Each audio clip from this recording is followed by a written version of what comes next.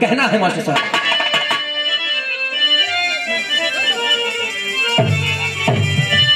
गीत के लाइन बा, हर डोलिया के अरे डोलिया के ओहरावा में कहारावा लिहले जा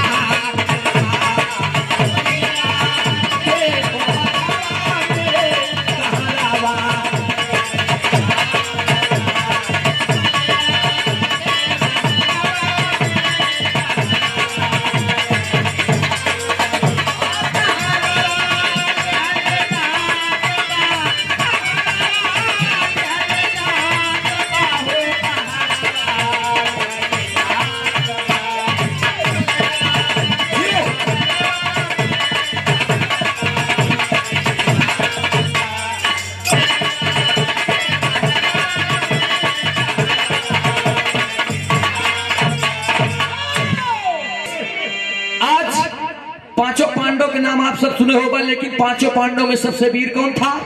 अर्जुन। अर्जुन भगवान श्री कन्हैया जी के सामने जा करके कहता है कि हमसे बड़ा भक्त तुम्हारी दुनिया में क्यों नहीं बा। भगवान श्री कन्हैया के देखा है अर्जुन, न तो तू हमारा सबसे बड़ा भगत होगा, न तो बहुत बड़ा दानी। अर्जुन के प्रभु छोड़ दे, जो दिन तुहार सेवा करम ना वो दिन देख ले क्यों दुनिया में तुहार नाम जपे वाला। अरे जब इतना बतिया कहे तो कह सुनाए अर्जुन, तुहार धनधारी नाम हम रख ले। कैसे कहे? हेलो हेलो,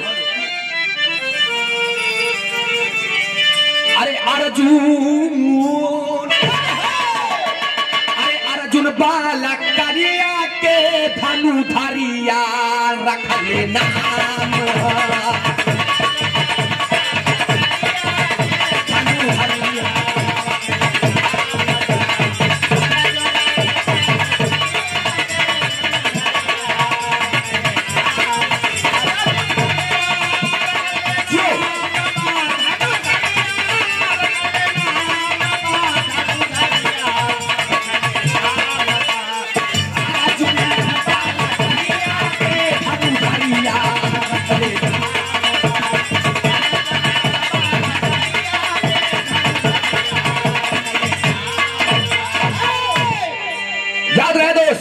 इतना बतिया कहता भगवान श्री कन्हैया हाथवा पकड़लन के चला लेके चल रहे। कहाँ लेके जाता है याद रहे दोस्त? राजा मोरंग के लड़का नीलकंठ, नीलकंठ के लड़का मोरंग ध्वज के दरबार में जाते हैं। अब मोरंग ध्वज दोनों प्राणी बैठा है, खाना खाने वाला है। तब तक खटखटाए थे दरवाजा। दरवाजा खटखटाए से पहले भगवान श्री कन्हैया ब्राह्मण का भेष बनाए ले। अर्जुन के कहन तू शेर के भेष बनाए ले। एक शेर, एक जानवर के साथ एक ब्राह्मण जब दरबार में जाता है, दरवाजा खोलन जैसे उतनी समय मोरंग ध्वज के न रे ई के याद रहे दोस्त। मोरंग ध्वज जब दरवाजा खोल दें दोनों प्राणी दूर, जब दोनों प्राणी दूर होंगे तब भगवान श्री कन्हैया कहते हैं क्या?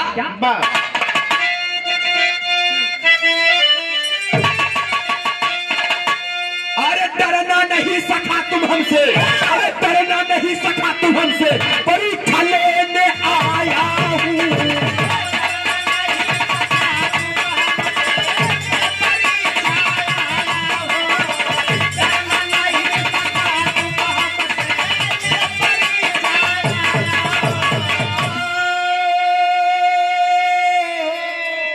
अरे फीका करने अर्जुन का मैं, अरे फीका करने अर्जुन का मैं, माते के लीलिया हो धनुधरिया।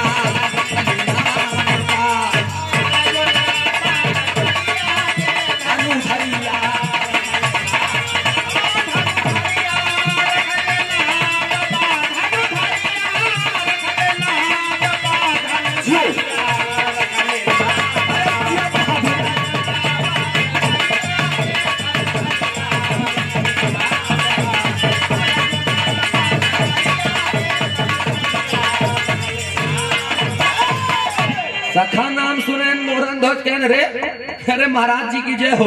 महाराज जी कहन सदा सुखी रहो, दंपत्य जीवन सुख में पूते, नाना प्रकार के सुख भोगो।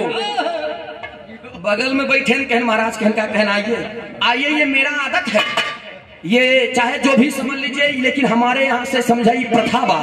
कोनो भी भिखारी अगर दुआरे आइए तो कहम भूखा वापस नहीं कहे। कन्हैया जी मने मन से बात करता है अर्जुन से, देखा बेटा देखा, अब देखा। अर्जुन कहता देखा बहन तोहार देख ले। गैन बैठाए दे बढ़िया से, बैठाए के बाद बढ़िया से थाली लगी दोनों जने के शेरों के सामने, इधर अर्जुन भगवान श्री कन्हैया के सामने लैन। जब दाल चावल रोटी वोटी परोस देन, ब्राह्मण देवता बिगड़ गए, बता दिया कि उस समय बाबूजी याद रहे मोरा ध्वज तुरंत देखा ही लगे कि अरे प्रभु मेरे पास जो था मैंने इसे पेश कर दिया। और जब इतना बतिया कहे, आदरणीय आप सम्मानित से आप हिमांशु वस्त्रालय सराय डिग्री से 101 रुपया का पुरस्कार आ रहे की सरजमी से बार बार नमस्ते प्रणाम आशीर्वाद की चाबा। याद रहे दोस्त, ये धार्मिक संस्था को बचाते हुए वाराणसी की वो सरजमी है जहां की लोग ग्रंथ तक पढ़ा करते हैं। आज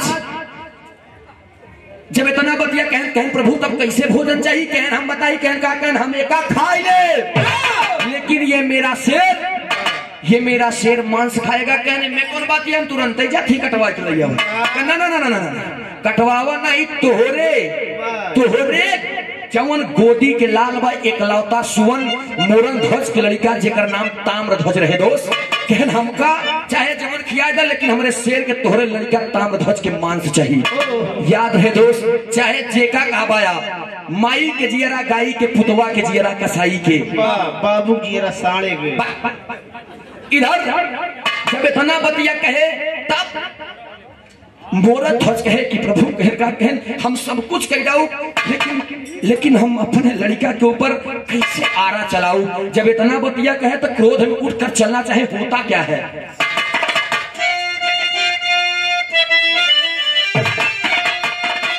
अरे क्रोध में उठकर चले हैं भगवान, क्रोध में उठकर चले हैं भगवान, छोड़ के तू भैया हो।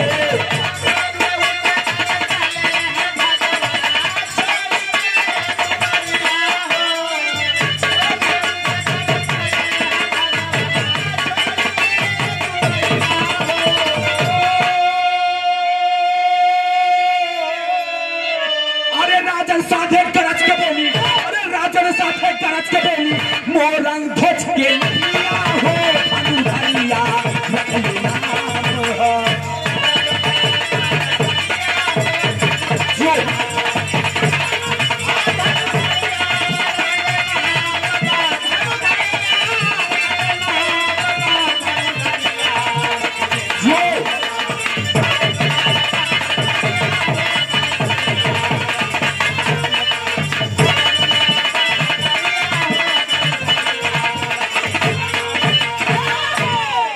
भगवान श्री कन्हैया ब्राह्मण देव और शेर चले लगे पकड़ के पैर को नारी, और इधर मोरन ध्वज पकड़ लिए, कहे प्रभु बैठा बैठा हम बिल्कुल काट दे।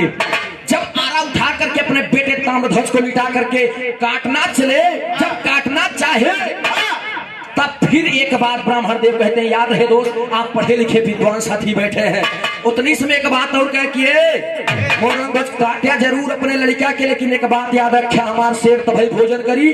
जब काटते वक्त दोनों प्राणी के आंखी से आंसू न गिरी तब कौन सा ऐसा कलेजा है दोस्त जो अपने बेटे के ऊपर आरा चलाएगा और आंखों से आंसू नहीं टपकेगा। याद रहे इस बात को भी स्वीकार कर लेते हैं मोरन ध्वज। जब बतिया के स्वीकार कैलन, बुलाए के अपने बेटवा लाल ताम्र ध्वज के लेटाए के वही छपरे के अंदर जब आरा चलाते हैं, वही समय एक गीत आई थी, आरा हिले छपरा हिले बलिया हिले ना।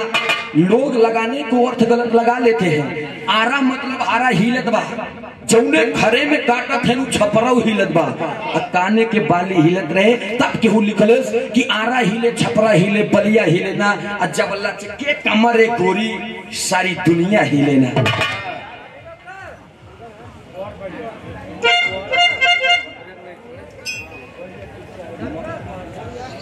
आदरणीय डॉक्टर राजकुमार भाई जी की तरफ से 101 रुपए का पुरस्कार प्रयाग म्यूजिक वर्ल्ड। अच्छा मोनोटाइज तो हो ही है, बस अब आई माल आई। इस सुंदर पंखुड़ियों से गुथा हुआ हार 101 रुपया का पुरस्कार भैया के प्रणाम बा। जहाँ रहे खुश रहे आबाद रहे।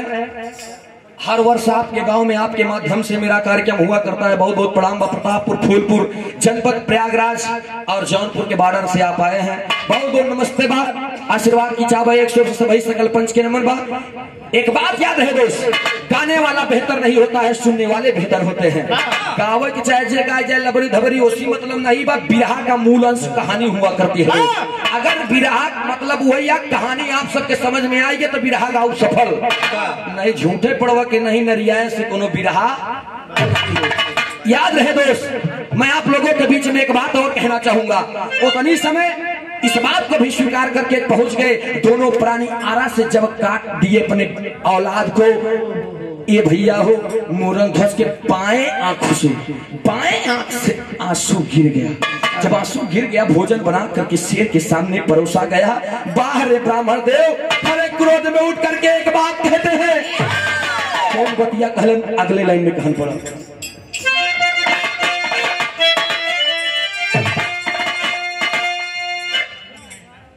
बात है,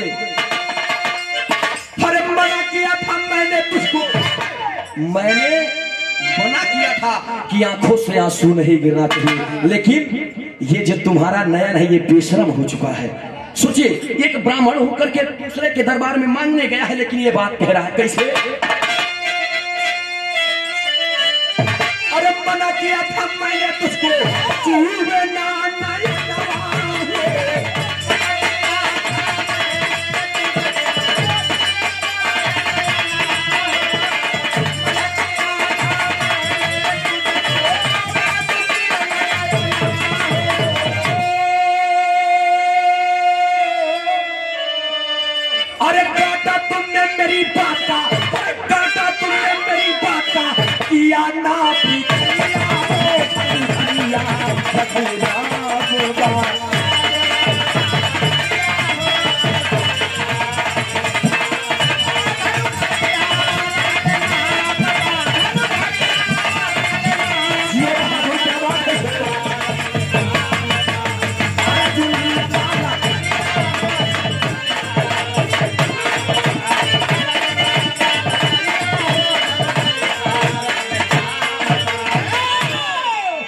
याद रहे दोस्त, उतनी समय जब ब्राह्मण देव उस सोचिए आप उसके बेटे ताम्रध्वज के लाश को भी वापस कर देते हैं, उसका भी भोजन नहीं खाते हैं। जब वो मसौ के फेंक दें तब मोरंग ध्वज रो करके कहता है कि प्रभु आखिर क्या है ऐसी बात है, क्या है ऐसी बात है जिसके लिए आपने मेरे बेटे के मांस को भी टुकड़ा दिया। तब ब्राह्मण कहे कि मैंने तुमको मना किया था, उसके बावजूद भी तुम्हारे बाएं आंख से आंसू टपक गया। रो करके चरणों को पकड़ के कहता है कि ना मेरे दुनिया के मालिक, मेरे आत्मा से पूछिए मुझे कैसा कष्ट हुआ है। मैंने अपने जिगर के टुकड़े ताम्रध्वज को काट दिया। काटते वक्त जब बाएं आंखों से आंसू गिरा तनानाथ, उस आंसू को मैंने फेंक उस बाएं अंग को मैंने काट कर फेंक दिया और दाएं अंग को मांस काट करके शेर के सामने परोसा।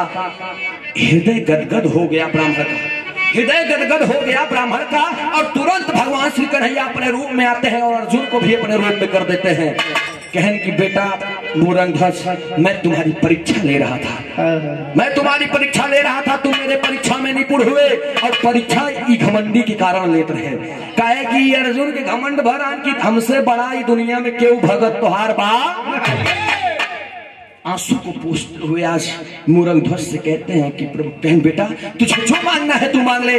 आज तेरे सामने साक्षात तेरा सपना देखने वाला भगवान खड़ा है। चढ़ों को चूमते हुए कहते हैं प्रभु हमके कुछ ना चाहिए, 2 वक्त के रोटी भी ना चाहिए, जो मांग खाते हुए चली, लेकिन बस हमरे बेटवा के जिंदा कर दा। कहन रे पागला, तोर बेटवा कहाँ मरल बा, तेरी आवाज तो दे। अपने बेटे ताम्रध्वज को जब पुकारते हैं, कौन मोरंग ध्वज और उनकी पत्नी जब पुकारे, तब ताम्रध्वज घर के अंदर प्रवेश करता है। पापा क्यों रो रहे हैं। भगवान श्री कन्हैया की माया को देख करके एक शब्द कहे, प्रभु दुनिया में हर चीज कीजिएगा आप, लेकिन आने वाले कलयुग में जिस प्रकार से अपने इस भक्त का परीक्षा लिए हैं आप, किसी का भी परीक्षा मत लीजिएगा, अन्यथा कलयुग के समय में कोई भी ऐसा माँ का लाल नहीं होगा जो आपके इस परीक्षा में निपुण हो जाएगा। अब बहुत लाठी लाठी मार गया मजाक हर जमा याद रहे दोस्त। समस्या यह बात खड़ी हो कि आज के जमाने में कौनो वहीं पहुंच जाए बाबा चाहे भगवान ही हुए, आगे पहुंच जाए कहीं बेटवा कहीं का कहीं तोरे लड़के के मांस खा बेतने पे ले ही ले कितनी चोरवा आते यही से भैया हुई है हमारे बिहार के प्रमाण है। लास्ट में गुरु घराने के परिचय बड़े भैया के नंबर मार।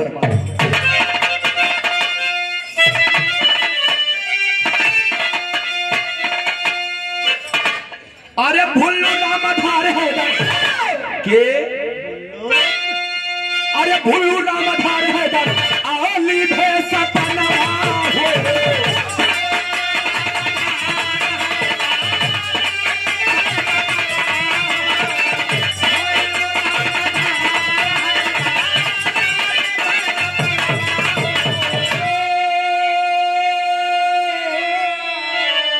अरे राजा राम भोजराज से, अरे राजा राम भोजराज से कहीं जा धरिया हो धर धरिया